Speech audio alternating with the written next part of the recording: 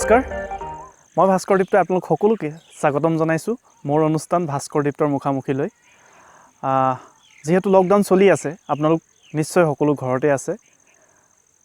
ময়ো তাকে কামনা কৰোঁ আপোনালোকে ঘৰতে থাকক সুস্থ হৈ থাকক যেহেতু বিহুৰ বতৰ যদি মহামাৰী কৰোনাৰ এই আতংকময় পৰিৱেশ নহল হয় হয়তো অসমত এইটো সময়ত অসমৰ বিভিন্ন ঠাইত বিহুৰ অনুষ্ঠানবিলাক হৈ থাকিল হয় উলহ মালহেৰে আমি বিহু আয়োজন কৰিলোঁ হয় আৰু অসমৰ শিল্পীসকলেও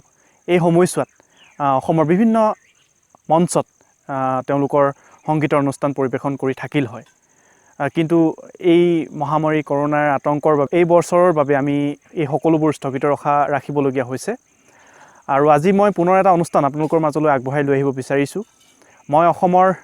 নৱপ্ৰজন্মৰ দুগৰাকী প্ৰতিভাৱান আৰু জনপ্ৰিয় কণ্ঠশিল্পী নীল আকাশ আৰু আচুৰ্য বৰপাত্ৰ তেওঁলোকক মই এবাৰ প্ৰশ্ন কৰিছিলোঁ যে এইবাৰ বিহুত তেওঁলোকে কেইখন মঞ্চ তেওঁলোকে চুক্তি হৈছিল আৰু বিহুৰ প্ৰথম 3টা দিন তেওঁলোকে কিদৰে উদযাপন কৰিলে মই এইকেইটা প্ৰশ্ন তেওঁলোকক সুধিছিলোঁ আৰু তেওঁলোকে কি বুলিনো উত্তৰ দিলে আজিৰ এই খণ্ডটিত আমি চাওঁচোন আহক নমস্কাৰ মই নীল আৰু আপোনালোকে ভাস্কৰ দীপ্তৰ ইউটিউব চেনেলটো চাই আছে মোক সুধিছিলে ভাস্কৰে যে ৰঙালী বিহুৰ প্ৰথম কেইটা দিন কেনেকৈ গ'ল লকডাউনৰ মাজত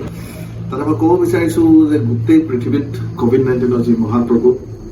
আমাৰ ইয়াতো ব্যতিক্ৰম নহয় গতিকে সকলো ঘৰতে সোমাই আছোঁ আৰু ঘৰৰ ভিতৰতে 3 দিন উদযাপন কৰিছোঁ এতিয়ালৈকে উদযাপন কৰি আছোঁ আৰু আশা কৰিছোঁ আপোনালোক খুব ধুনীয়াকৈ ঘৰৰ ভিতৰতে আছে ক'লৈকো ওলাই নাযাব তাকে কামনা কৰিছোঁ সোনকালে পৃথিৱীৰ পৰা এই COVID-19 মহামাৰীৰ ৰোগটো নাইকিয়া হওক তাকে কামনা কৰিছোঁ এবাৰ যেহেতু লকডাউনৰ কথাটো আমি বহুত পিছত গম পালোঁ তাৰ আগতে আচলতে বহুকেইটা বিহু মঞ্চত গীত পৰিৱেশনৰ কাৰণে আমি চুক্তিবদ্ধ হৈছিলোঁ প্ৰায় 35-40খনমান বিহু অনুষ্ঠানত আমি অনুষ্ঠান পৰিৱেশন কৰিবৰ কাৰণে চুক্তিবদ্ধ হৈছিলোঁ কিন্তু লকডাউনৰ পৰিপ্ৰেক্ষিতত গোটেই পৰিস্থিতিটো বেলেগ হৈ গ'ল আমাৰ প্ৰথমটো অনুষ্ঠান আছিলে গুৱাহাটীতে 13 তাৰিখে গতিকে আমি 13 তাৰিখে গুৱাহাটীত বিহু গালোঁ এটা আৰু যিয়ে নহওক অহা বছৰ পুনৰবাৰ অসমীয়া ৰাইজক এনেকৈ বিহু মঞ্চত লগ পাম তাকে কামনা কৰিছোঁ নমস্কাৰ মই আচুৰ্য বৰপাত্ৰ সকলোলৈকে পৰমকৈ হ'লেও অসমীয়া নৱবৰ্ষ আৰু ৰঙালী বিহুৰ আন্তৰিক সেৱাৰ শুভেচ্ছা জ্ঞাপন কৰিছোঁ ভাস্কৰ দীপ্তৰ এটা প্ৰশ্ন আছিলে আচলতে যে বিহুৰ প্ৰথম 3 দিন কেনেদৰে উদযাপন কৰিলোঁ মই যিহেতু প্ৰত্যেক বছৰে গৰু বিহুৰ দিনাখন ঘৰতে থাকোঁ তো এইবছৰ ব্যতিক্ৰম নহ'ল যিহেতু লকডাউনেই আছিলে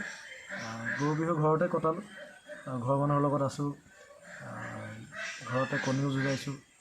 তাৰপিছত গৰু গা ধোৱা পৰ্ব চব ঘৰৰ ভিতৰতে হৈছে আৰু ঘৰতে মোৰ ঘৰৰ মানুহখিনিৰ লগত বিহু মৰাও হৈছে তাৰপিছত ছেকেণ্ড ডে থাৰ্ড ডে গোটেইখিনি ঘৰৰ পৰম্পৰা যিখিনি আছিল সেইখিনিৰ লগতে ব্যস্ত আছোঁ আৰু গানৰ লগত ব্যস্ত গান গাই আছোঁ বিহু গাইছোঁ নিজৰ মতে আৰু মই লাইভ হৈ আহিছিলোঁ মোৰ পেজৰ পৰা একাউণ্টৰ পৰা ইনষ্টা লাইভ বিহুকেইদিন সকলোৰে লগত টাইম স্পেণ্ড কৰিলোঁ তাৰপিছত আৰু এটা প্ৰশ্ন কৰিছিলে অনুষ্ঠান কিমান বা বুক হৈছিলে আৰু ক'ত ক'ত আছিলে অনুষ্ঠান যেতিয়া মানে কৰোনা ভাইৰাছৰ আতংক আৰম্ভ হোৱাৰ আগত চাগে 20-25খনমান আমাৰ হৈছিলে চ' আৰু প্ৰথম আছিলে আমাৰ এইবাৰ বৰাগাঁৱৰ পৰা ষ্টাৰ্ট আছিলে শিলপুখুৰী আছিলে তাৰপিছত উত্তৰ গুৱাহাটী তেনেকৈ জাৰ্ণিটো ষ্টাৰ্ট আছিলে কিন্তু কথাটো সকলোৰে কাৰণে একে হৈছে প্ৰথম কথাটো হ'ল কৰোনা ভাইৰাছৰ পৰা আমি সোনকালে মুক্তি হ'ব লাগে আৰু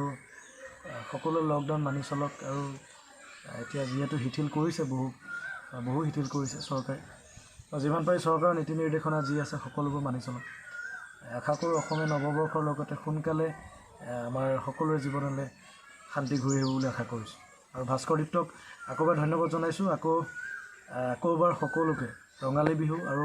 অসমীয়া নৱবৰ্ষৰ আন্তৰিক শুভেচ্ছা জ্ঞাপন কৰিছোঁ ধন্যবাদ এয়াই আছিল আমাৰ আজিৰ অতিথিকেইজন তেওঁলোকৰ মুখৰ পৰা গম পালোঁ তেওঁলোকে কিদৰে বিহুৰ প্ৰথম 3টা দিন ঘৰতে উদযাপন কৰিলে আৰু কিমান তেওঁলোকৰ বিহুৰ অনুষ্ঠান আছিল অহা আৰু এটা খণ্ডত আৰু কেইগৰাকীমান অতিথিৰ সৈতে আহিম তেওঁলোকৰ মনৰ কথা লৈ তেওঁলোকক কিছুমান প্ৰশ্ন কৰিম তেওঁলোকে উত্তৰ দিব আপোনালোকে ঘৰতে থাকক, সুস্থ হৈ থাকক, বিশেষ কাম নাথাকিলে ঘৰৰ পৰা ওলাই নাযাব আৰু মোৰ অনুষ্ঠানবিলাক চাই থাকিব। কিবা যদি দিহা পৰামৰ্শ থাকে আপোনালোকে দিব আৰু ভাল পালে লাইক, শ্বেয়াৰ আৰু কমেণ্ট কৰিব। ধন্যবাদ।